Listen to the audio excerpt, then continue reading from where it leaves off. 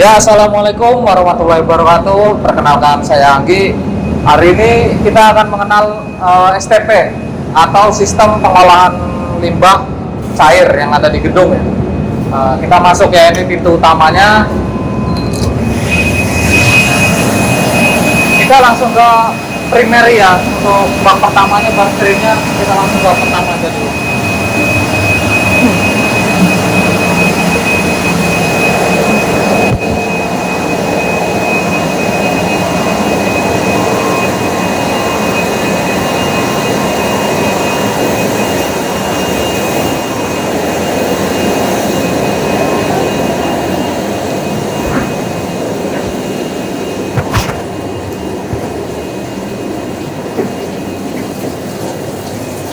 Ya teman-teman, jadi dari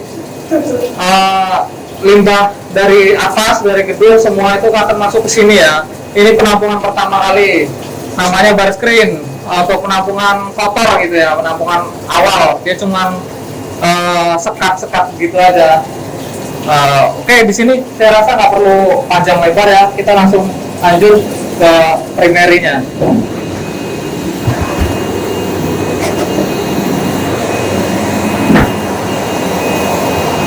Nah, ini di sini ini bak primary dari penampungan kasar tadi, kita langsung air itu langsung turun ke sini.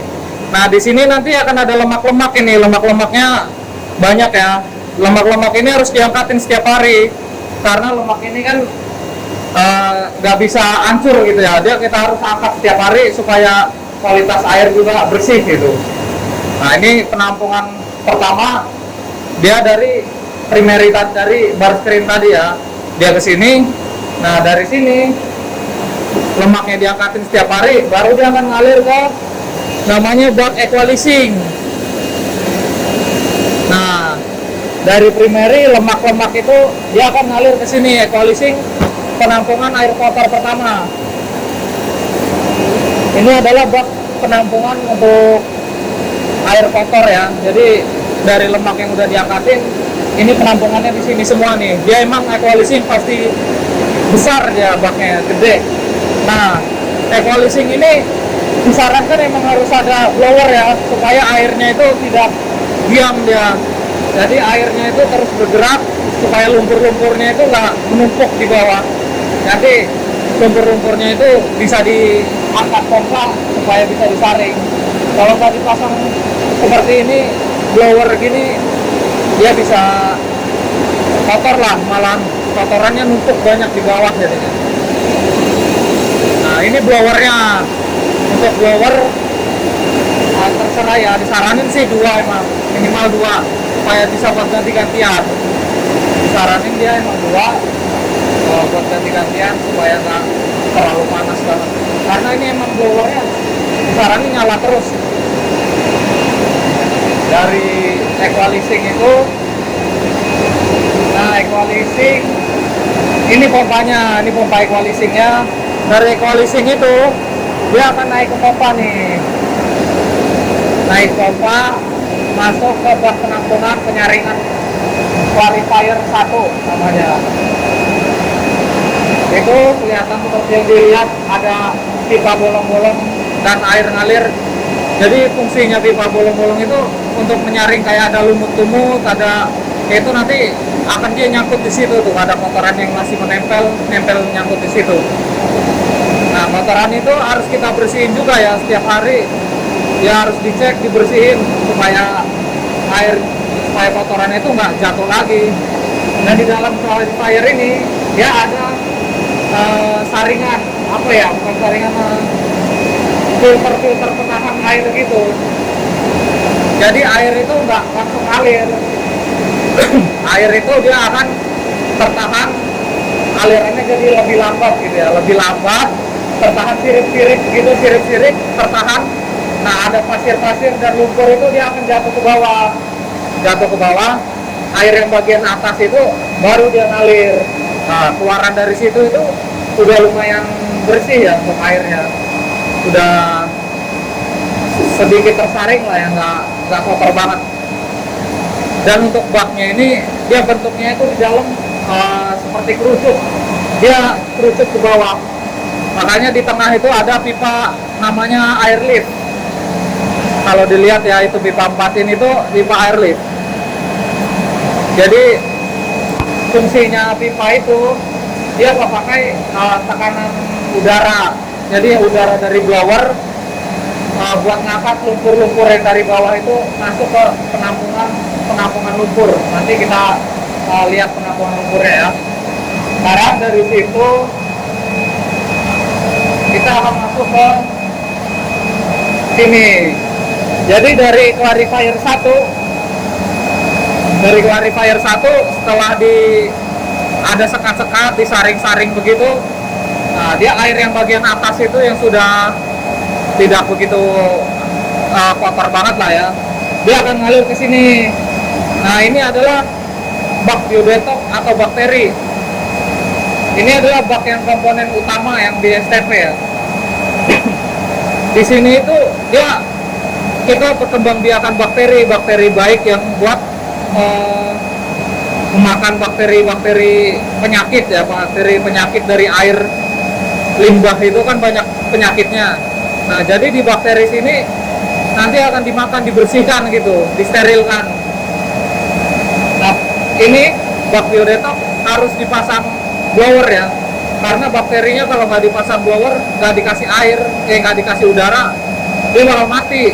Jadi udaranya itu disaranin blowernya nggak boleh mati ya, minimal ada 2 blower ya, supaya blowernya ya, blowernya 2, ini blower buat biodetox, supaya bakterinya itu tetap hidup gitu, tetap berfungsi dengan semestinya lah. Nah di dalamnya bak ini dia itu ada rumah bakteri, ada seperti rumpon namanya. Rumpon itu seperti sirip-sirip, banyak dia itu penuh nyampe ke bawah. Rumah bakterinya itu rapat, lumayan rapat ya. Nah di sela-selanya itu kita kasih udara, itu blower, kelihatan ya, ada kelihatan udara-udaranya. Dan ini ada busa-busanya, ini emang wajar ya, kalau bak biodetox itu emang dia biasanya emang ada busa-busanya, menandakan bakterinya masih aktif gitu di dalamnya, belum mati gitu. Nah ini kalau bakterinya nyampe mati, kita udah susah ya, harus overhaulnya udah susah, dia harus diangkat semua rumahnya, dibersihin semua.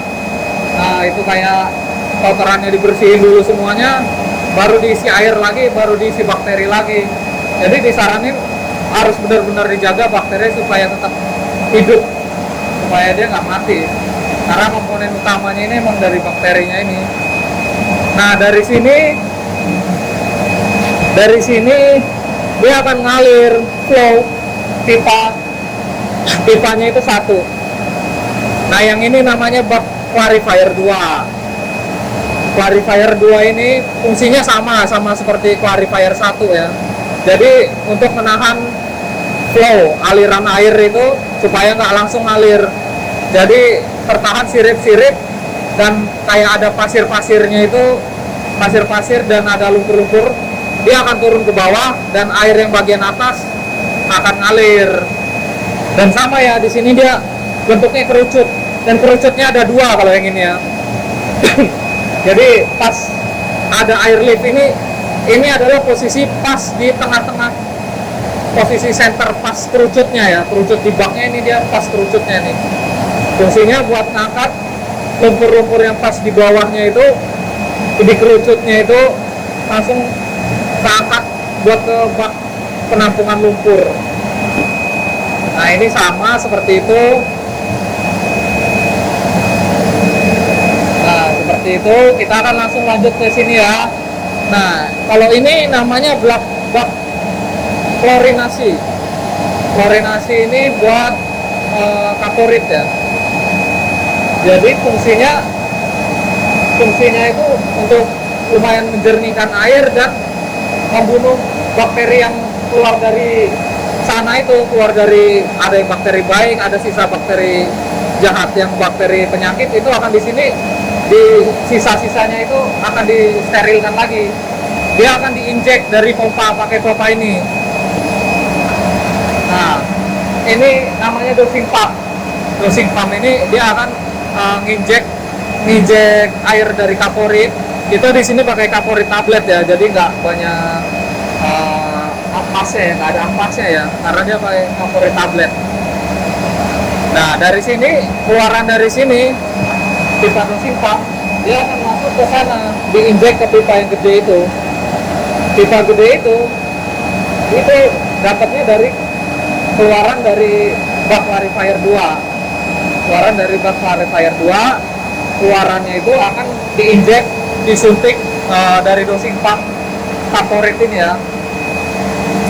Kalau di sini sih baknya dia standar, nggak kerucut, nggak, karena emang dia buat fungsinya membunuh bakteri kayak gitulah.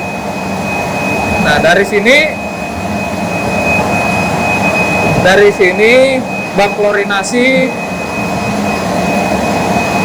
baru ini air dari sini itu klorinasi udah bersih ya, dia udah bersih ini, sebenarnya udah layak dipakai. Langsung dia ngalir ke sini. Nah, ini namanya bak effluent. Ini effluent ini sebenarnya udah bisa kita gunakan untuk menyiram taman, atau buat air flushing toilet, atau bisa dibuat kemana kebutuhan, sesuai kebutuhan kita ya.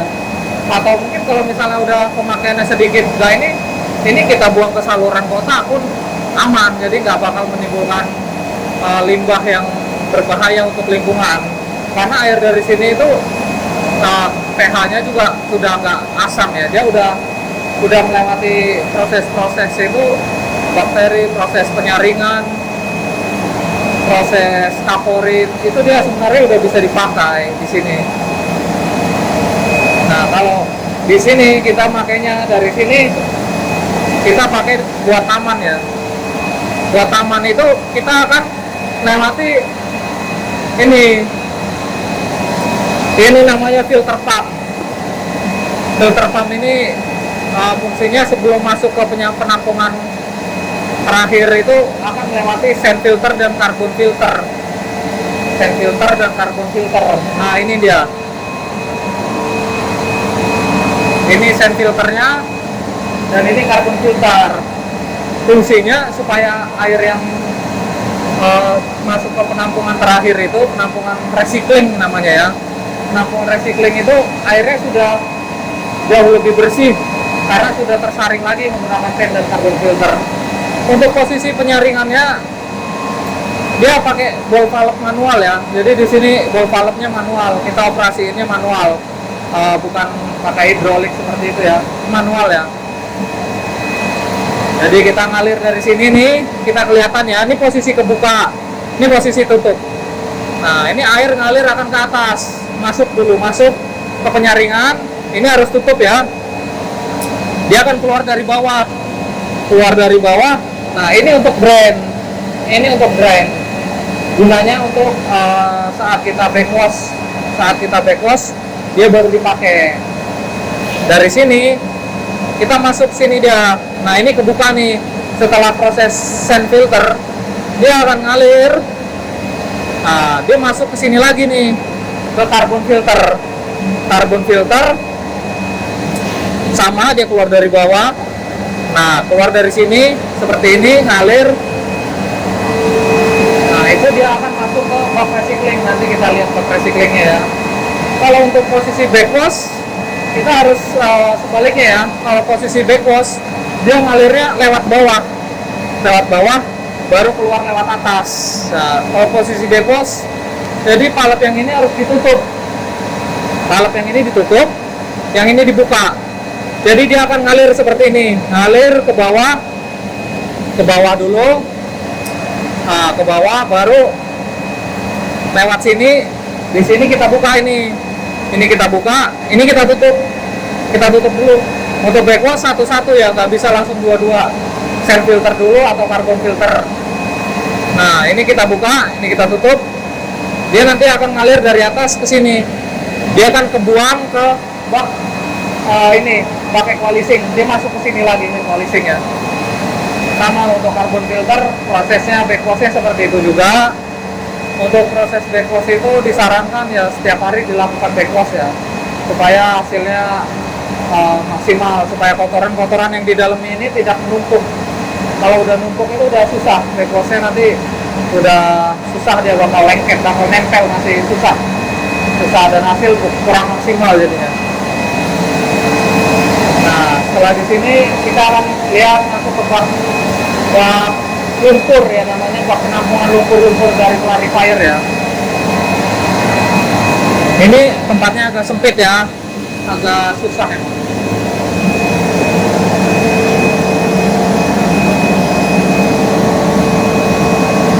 Ini bak penampungan lumpur ini aja yang lebih luas ya, itu kan agak sempit. Sebentar ya.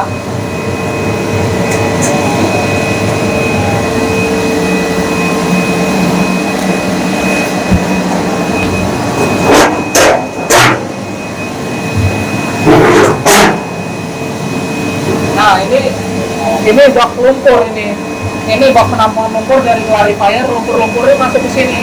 Dia memang airnya hitam, ini kotor ya. Nah, ini harus dilakukan pengurasan sih, dia pengurasan rutin, kita minimal seminggu sekali harus dilakukan pengurasan rutin, itu minimal 1 kali, supaya kualitas airnya itu tetap bagus, terjaga ya, supaya tetap terjaga dan nggak menimbulkan bakteri-bakteri penyakit. Karena air yang diam begini kan, banyak lumpur, air yang diam itu justru malah membiarkan bakteri penyakit.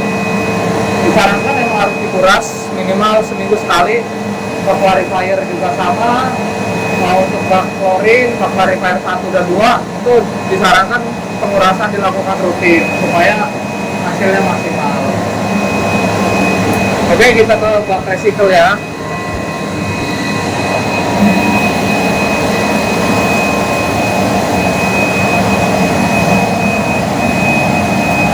Ini untuk bak-baknya disaranin memang pengurasannya rutin supaya maksimal untuk hasilnya.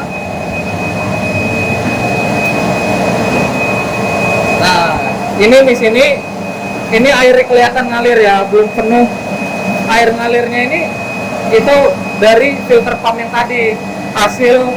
Ini sudah hasil dari penyaringan sand filter dan carbon filter.